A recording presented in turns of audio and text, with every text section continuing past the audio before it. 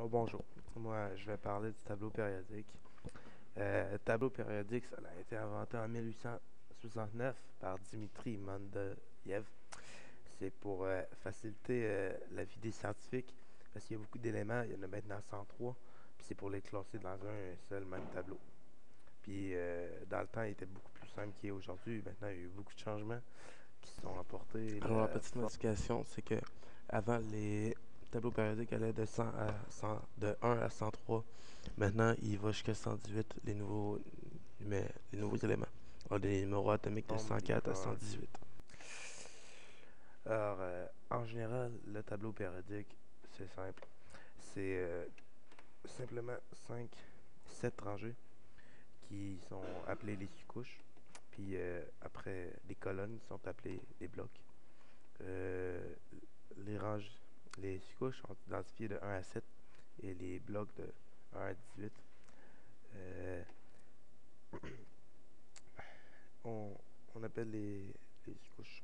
Les blocs sont représentés par des lettres, soit S, P, D et F.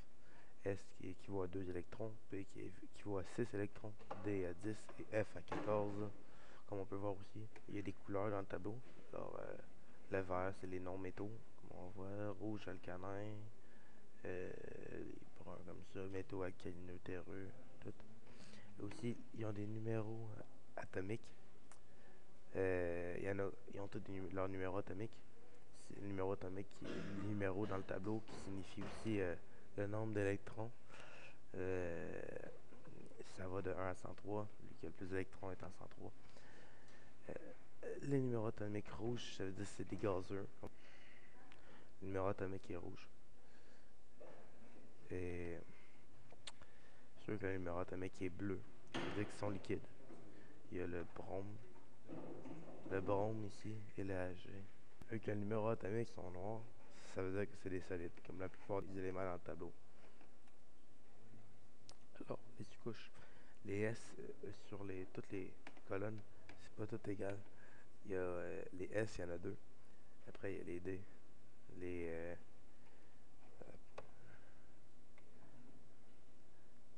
après, il y a les P, les D puis les F. Ouais, comme on peut voir ici.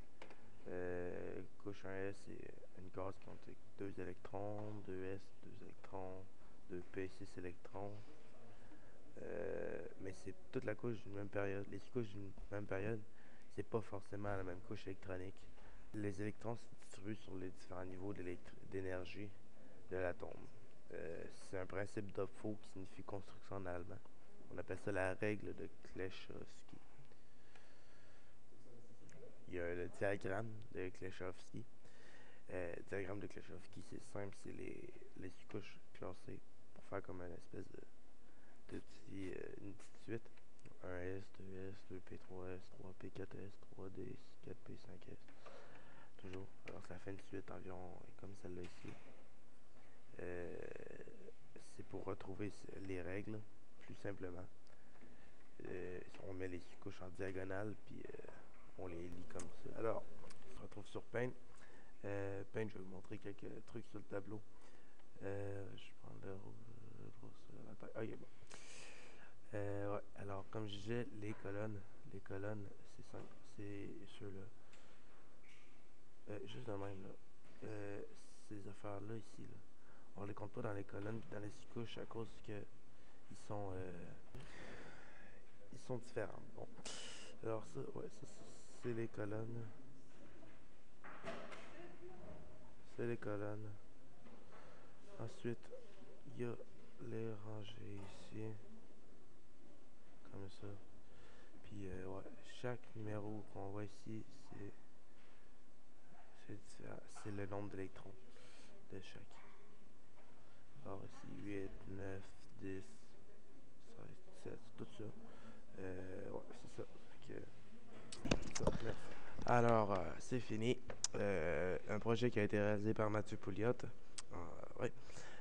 Si vous voulez plus d'informations au sujet du tableau périodique, vous pouvez consulter les pages 12 à 13 de votre cahier d'exercice.